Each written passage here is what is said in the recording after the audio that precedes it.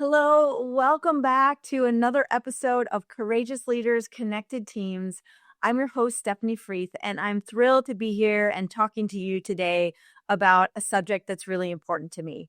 Today, we're going to be covering what it takes to be a new manager and the mistakes that happen when people first step into their role. And this podcast in general is really about what it takes to lead with courage and build teams that are connected, healthy, and capable of doing meaningful work together. Today, we're talking about something that comes up again and again in my work with leaders, the first 6 months of being a manager, stepping into a new role. So you might be a seasoned leader who's led teams before, but you have new team members on your team, or you might be leading other people for the first time. Either way, this episode is for you because I'm going to talk about the biggest mistakes that happen in the first 6 months. And I want you to know you're not alone. These aren't failings. These are things that happen that you haven't been trained for, that you haven't had the experience of stepping into. And so I want to point out these mistakes so that you can help see them in advance. And then we'll also talk about what you can do about those as well. Here's what I want to talk about upfront. This is not about making mistakes because you're not capable. When you step into a manager role, the role is fundamentally different. You're moving from being an individual contributor where you have your own goals, you have your own desire, your own path for how you need to contribute. It's often really clear what you're supposed to do. As you step into a manager role, you're shifting out of that. You're no longer an individual contributor. You are now influencing people, working through people, and dealing with human behaviors. And they might make you scratch your head and be like, why is that person doing that? I don't get it. I don't know how to work with this person. Because we often think that everybody sees the world like we do. And it's just not true. And there's a map for how you can get ahead of and understand why might someone show up as they do so that you can work with them and influence them rather than being totally befuddled by why they're doing what they do. And so what got you here to this role will not get you where you need to be. It won't get you where your team needs to go. You're fundamentally stepping into a new role, and that takes training. It takes support. It takes not just falling back on old patterns unconsciously, but it takes consciously being able to step into and gain new experience, new perspectives, and new ways of being as a leader and as a manager. So today I want to walk through the 5 biggest mistakes that I see new managers make in their first 6 months on the job. This isn't about judgment. I really want to normalize and help you spot these things early so that you can do something about them, so that you're not just spinning your wheels, and so that you can be aware of the pitfalls that happen as you step into a new management role. Because what we see is a lot of people right now are not stepping into management roles because they don't have this training. They don't think they can do this. And we need good people managers. Teams are the fundamental ways that things get done. In the past, we've relied on competition and drive and scarcity to motivate, and that's not the world of work that I see and the world of work that I want to be a part of. So I love teaching teams how to collaborate. Yes, competition has its place, but fundamentally, teams that collaborate together use all the shared strengths of each member on the team such that the sum is greater than each of the individual parts. That's how we get stuff done. That's how we meet our goals. That's how we have impact in the world. And ultimately, that's how we make the world a better place, whether you're in an industry selling cars or whether you're in an industry doing something else, selling services. Fundamentally, teams are the drivers. They're the engine of how stuff gets done. And when you step into a manager role, you are in the driver's seat. You're helping to have people in that car and move forward. And so there's a lot of things that you need to take into consideration. So let's talk about what's at the heart of this fundamental shift, measuring how you perform. So once you're in that manager role, no longer an individual contributor, your success is no longer measured by how well you perform. It's measured by how well other people can perform with you influencing them, with you guiding them, with you motivating them and nurturing them along the way. This is a profound shift. And when it isn't fully understood, it leads directly to the mistakes that we're about to explore. So, mistake number one, relying on the skills that got you here will not get you where you need to go as a new manager. So the first mistake is staying anchored to those skills that made you successful as an individual contributor. And this makes sense. Our brains don't like the unknown. You were promoted because you were good at that job in the past. You were reliable, you were capable, you were trained, you were trusted. And so when things are unknown, we often return back to old habits and often unconscious habits. So you jump back into execution. You fix things yourself. You become the go-to problem solver. And in the short term, this can work. But over time, your team becomes dependent on you. Leadership starts to feel heavy. You burn out. And when you burn out as a leader, the rest of your team is not served. So I talk a lot about both team health and team well-being. If you rely on the skills that have gotten you where you are before this, you're going to burn out. You're not going to have that sustainable well-being that's going to have you show up day after day as the type of inspired and motivated leader that I know you want to step into and show up that way. This shift is difficult from individual contributor to influencing people because it's a fundamentally different way of being. So just doing the same tasks over and over again, it requires a mindset shift. It requires new skills. It requires a whole different way of showing up, and that takes time, but it can be done. Mistake number two, having a lack of clarity on what it is that's actually driving results in your team and for the business. So this one there's a lot of different factors that weigh into this one. New managers often feel busy, but ineffective. There's a lot of activity, a lot of tasks, but not a lot of progress towards those goals that matter the most. So this usually comes down to unclear priorities. Sometimes you need to learn to say no to things and to steer your team in a certain direction. And sometimes put blinders on to be like, this is where we're going. This is what we're focused on, and be able to set those boundaries. So a lot of times when I work with leaders on this, we're asking, what's the real goal? What matters most to you right now? And what is just noise? And sifting through that can be a challenge in a process in and of itself. When everything feels important, the team's energy gets spread too thin. Your energy gets spread too thin. Goals are set, but the way that you're going to get there is fuzzy at best. And then it leads to not being able to achieve the impact that you really want. So one of the most important leadership responsibilities is helping your team to focus, helping them translate strategy into clear priorities, realistic plans. I've done a lot of work in strategic planning. So to set the big vision, to be aligned with the mission, to set those goals, tactics, 90-day plans, and even weekly plans of how are we driving effective results. So we don't just want to plan the work, we want to learn how to work the plan. And there's a lot of ways that you can get to getting good at all the things needed to get clarity on where the business is actually going and how your team can get there. Mistake number 3, avoiding the human side of work. A lot of times when I see new managers step into the role, this is the one that surprises them the most.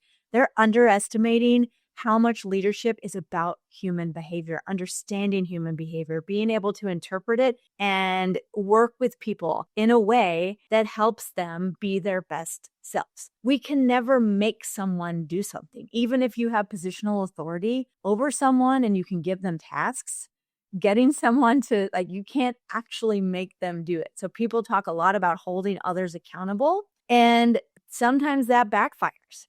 Sometimes we need to look a layer deeper in terms of the intrinsic motivation that's driving that person and then work at that level. You know, the thing is, you're not a therapist, but yet you're working with people every day.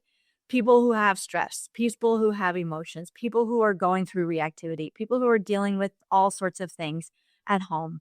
and in their lives. And so one of the biggest missteps is not taking the time to understand what motivates each person on your team at a really deep level. What matters to them, what drains them, what helps them do their best work. So if you're just going along and not taking the time to get to know your team members and listen to them, you're going to have a harder time later knowing when you say like, hey, I want you to jump over this hurdle. They may not jump if you don't know really what motivates them.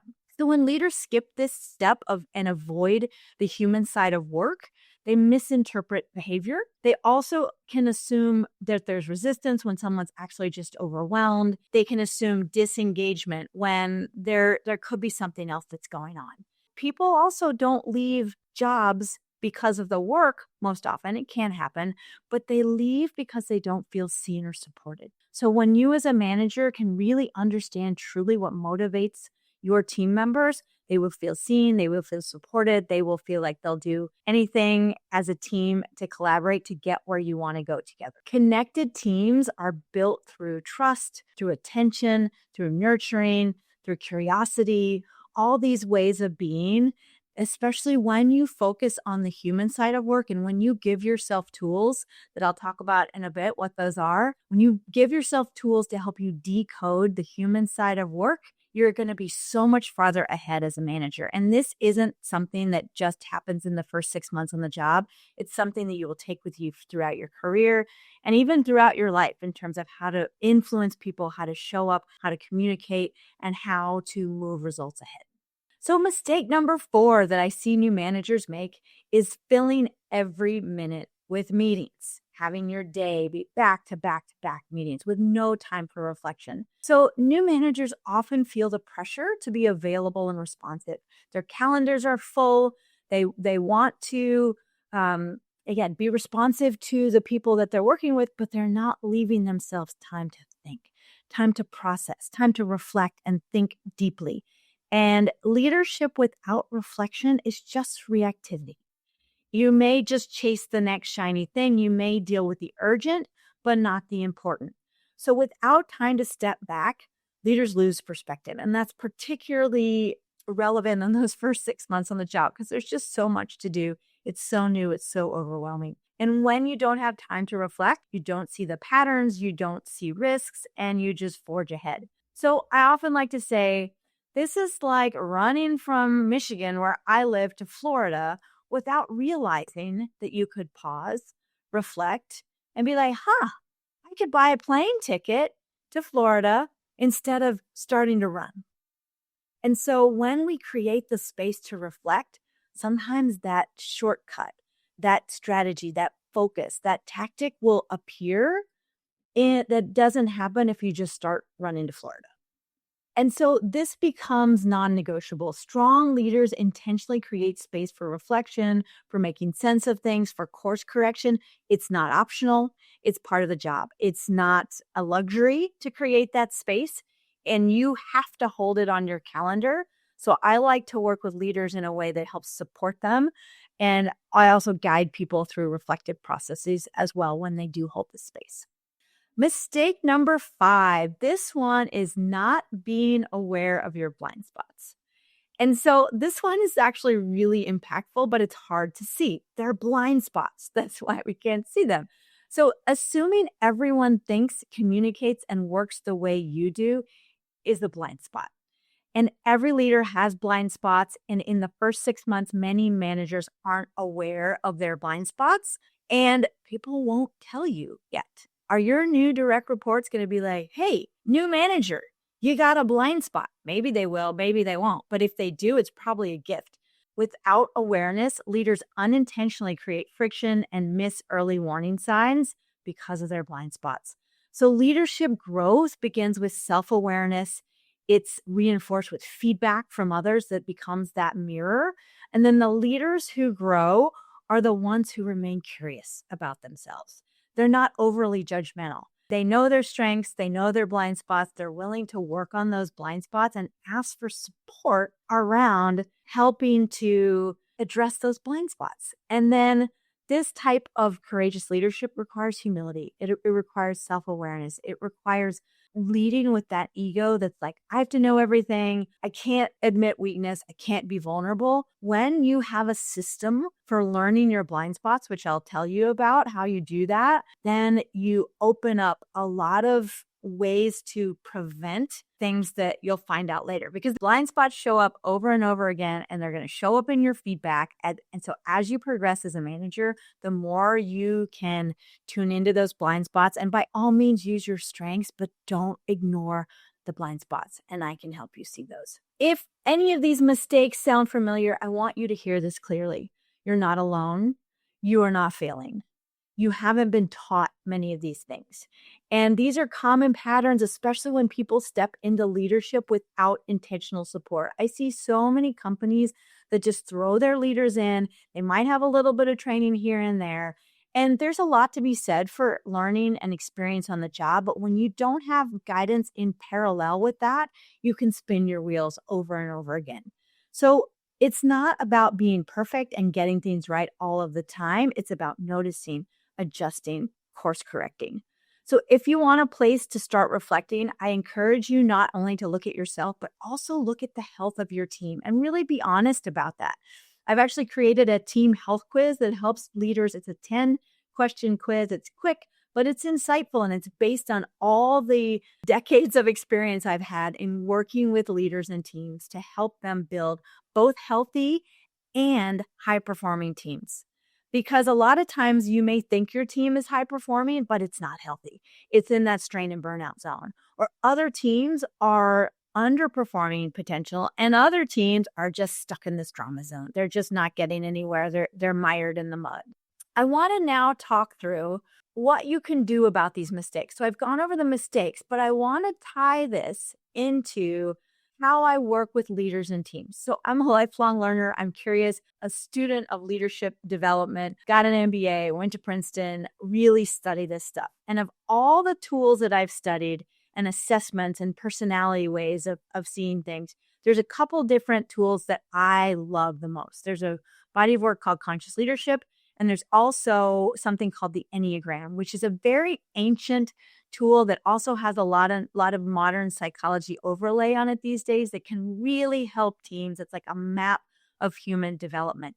So when we talked about mistake number 1, relying on the skills that got you promoted, what happens is when you're in unknown territory, we rely on past experience, and our brains are wired to do this. We search the files in our brains for what we know. And if you haven't experienced something different, there aren't files to search. And our brain can get into fear of the unknown. And also when we've experienced, that could be trauma, it could be little t trauma, meaning something that was tough, but it wasn't a car accident or some type of really, big T trauma.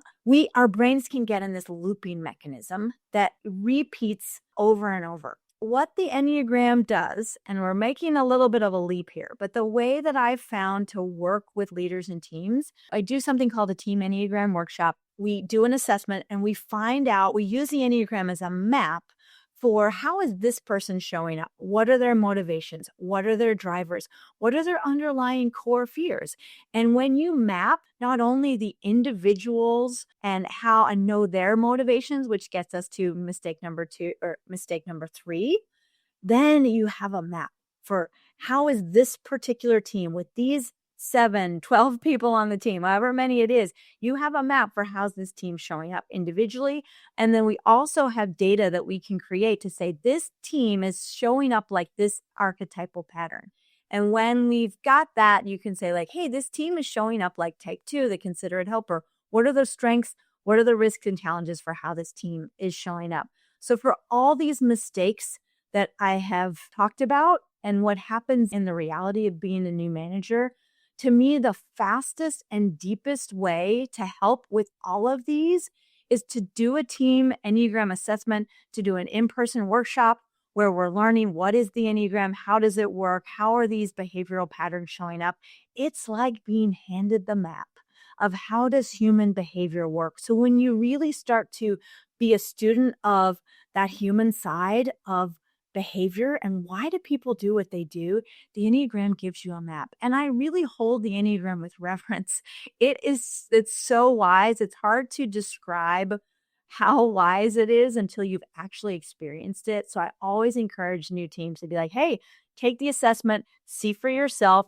Is this helping? What are you learning from it? Let's apply this to your day-to-day work, to your day-to-day patterns. And I have seen over and over again that when teams have this deeper layer of knowledge about each other, why they show up the way they do, it impacts all of their performance. They see their blind spots. They are able to use their strengths. They're able to step into other archetypal patterns that are connected in the Enneagram symbol, which we learn about, to take on a new strength. It's a stretch, but they've got a map for how to do that and what that looks like. So what I recommend for leaders who are the first 6 months on the job, if you prioritize doing a team Enneagram assessment and workshop with me, and then ongoing, we apply what we've learned and you are bringing those tools to your team, you will be amazed how much it impacts your goals. It impacts how people show up. It impacts how they communicate. It impacts how conflict gets resolved. It's a whole nother set of really effective and deep tools that just resonate. They make sense. They've got wisdom. It's not just the flavor of the month. It's not just, hey, that new business book is out.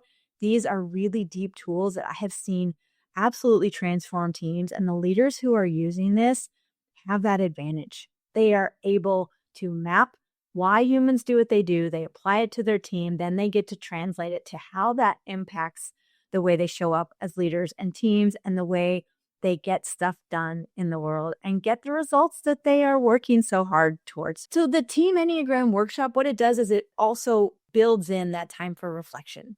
It builds in how are we having these deeper conversations that aren't happening on a day-to-day basis? Because I invite people to say, what would help you perform at your best? What would help nurture you? What support do you need from your team members? What do you want them to know such that you can work as collaboratively as a team and really be a fully functioning unit that is getting so much better results than each of you working individually? And I really hold the container for that. And container is an interesting word. I don't know that people know what it means, but it's providing the space such that you can feel a new possibility. You have a safe space to have conversations that may feel difficult, that you may have been avoiding, that you may have been pushing down and not bringing to the surface. When I come in and do a Team Enneagram workshop, I'm holding that space for you in a loving, supportive, but also I want the best for you. I want you to be a high performing and well functioning, sustainable team, because these are the types of teams that we can create. What's worked in the past is no longer working. I see burnout. I see people leaving jobs and thinking that it just has to be this way, that it's always a grind at work. That is not how it has to be. I help teams see what is possible. I help them touch into their true essence so that they can feel what is possible. Because as a coach, I'm really leading you back to you. I'm helping you turn on your superpower from within. And the Enneagram is the fastest and deepest and wisest, I would say, way to take in that knowledge that as a leader, when you start to really understand that at a deep level, when you start to embody that, when you start to use it in your decision making and the way you show up every day, I got to tell you, sky's the limit. It can really make such a difference. And the leaders who get this early on in their career get to use it for decades because it just keeps building. It just keeps getting stronger. There's so much more to learn and apply. So I would encourage you, if you're curious, book a call with me, apply. Let's talk about how your team health is. You can take the team health quiz. But really, I love to get on the phone with people and apply what is working for you, what questions that you have. I'm a real person. I don't bite.